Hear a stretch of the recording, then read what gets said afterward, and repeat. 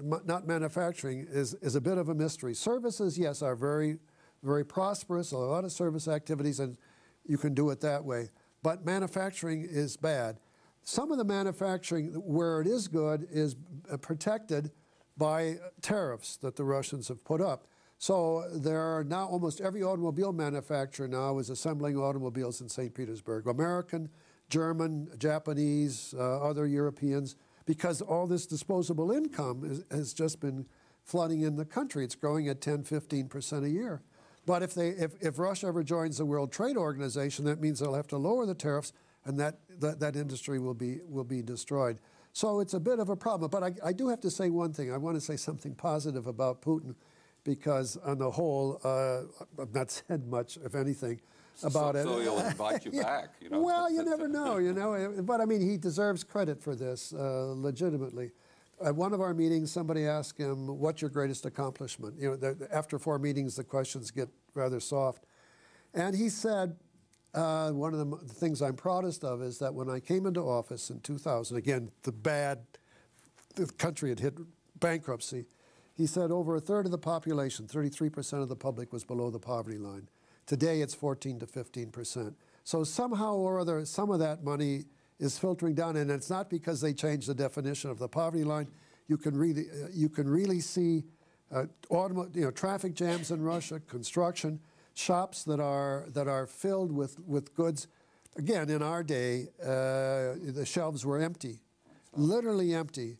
And now they've got not only, they import them, but, consumer goods and luxury goods. Of course, this says maybe some more about Boston than it says about Moscow, but there are luxury shops in Moscow that Boston doesn't compare at all. Well, people say Boston is rather shabby to begin with, but here you really see part of the mystique. Part of the mystique. But here, you see. They were selling more Mercedes automobiles in Moscow than any other car, and more than any other capital city except for Germany itself. So that's a reflection of that. So we do have that. Well, I think it is time we need to open this up. We've got quite some time that we want to take for people to ask questions. Remember, please raise your hand and get the mic. I'll start on the front row. That's a good place to start with John Wood. Great fan. Professor Goldman, I want to go back and in a way play devil's advocate in terms of those that are in the energy industry will first and foremost point out that 80% of what is being extracted is from West Siberia, and 93%, 8% in natural gas, 93% in oil, and that essentially within the next 3 to 4 years there will be somewhere between a 15 to 20% drop in the production from there. And therefore, there is an issue of whether it's peaked. Articles even in the EIA about the questioning the estimations by Gazprom. And so it raises the issue of, are they going to be there? Is this just an Indian summer?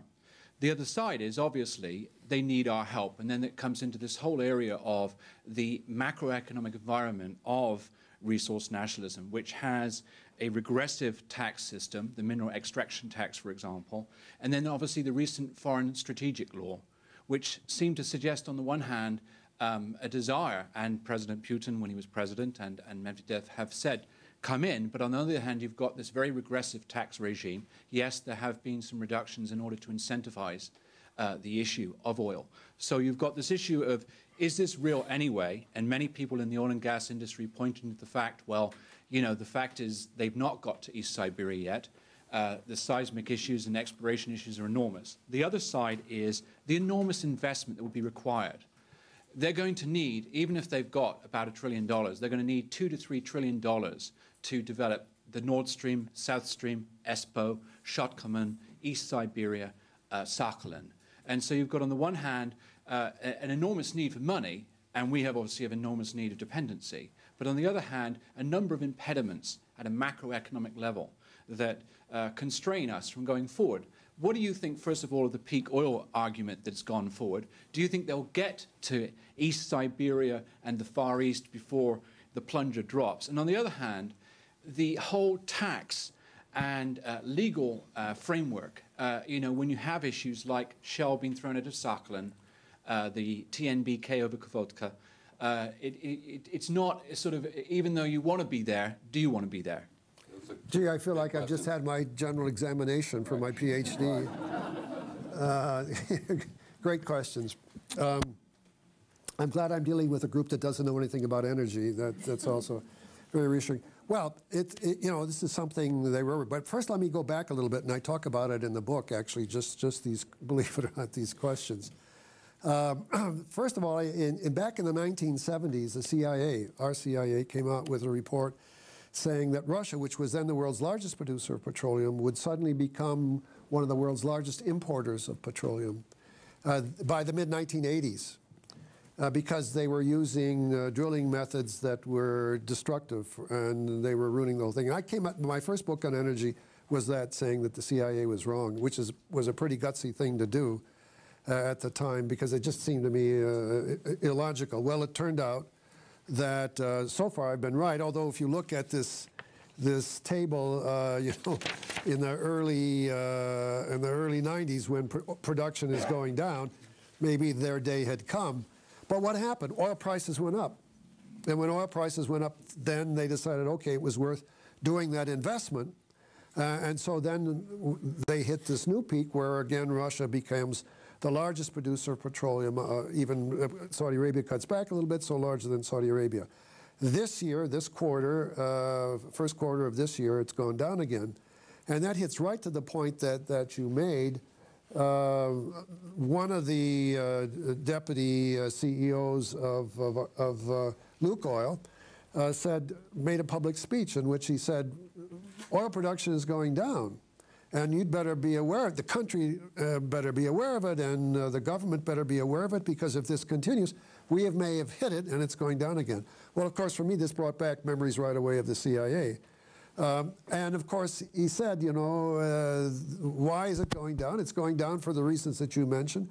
When oil prices reach $27 a barrel, an 80% tax kicks in, which is confiscatory. And so this executive from Lukoil said, you want us to go out into East Siberia, there's no infrastructure there, at those prices with that retained earnings after taxes, it doesn't pay. Putin got the message. And Putin says, okay, if you want to go out into new areas where there's no infrastructure, you're immune from, there's a tax holiday. You're immune from that. So it's still going to be out there. The investment indeed is enormous, as you say. I just was in Moscow about 2 or 3 weeks ago, consulting, whatever you want to call it, with Statoil. Statoil is a Norwegian company that after having been told it would not have an opportunity to develop Stockman, was invited back in. And so now they're examining this question, what should we do, how should we proceed?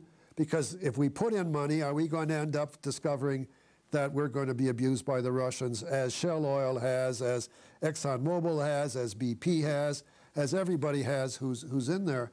I'm not sure they'll be able to escape that. But my point is this: they bring in Statoil, which is a Norwegian company, because they've got experience dealing in the Arctic. So they're now developing the Stockman, which is in the Arctic Circle. The Russians have also announced that they sent in an underwater submarine. Well, underwater submarines. Where do submarines go? I mean, underneath the polar cap, to go to the North Pole, to put a plaque there saying this is ours, so they're claiming this territory. There's a lot out there that's there. Part of it has to do with the tax regime. Part of it has to do to bring in foreign companies. The bigger question, and the one that fascinates me, is why companies like Shell, like every major company, ConocoPhillips got smart and said, we'll hold our investment to 20%, because when you get above that, then you begin to make Putin nervous. And BP made a mistake, a 50-50 investment in a joint venture, and Shell made some mistakes too. They went in to develop Sakhalin, which is an island off the Pacific, which is, again, a very difficult working conditions. They went in and they say, well, we will have an arrangement whereby we will be able to get all our investment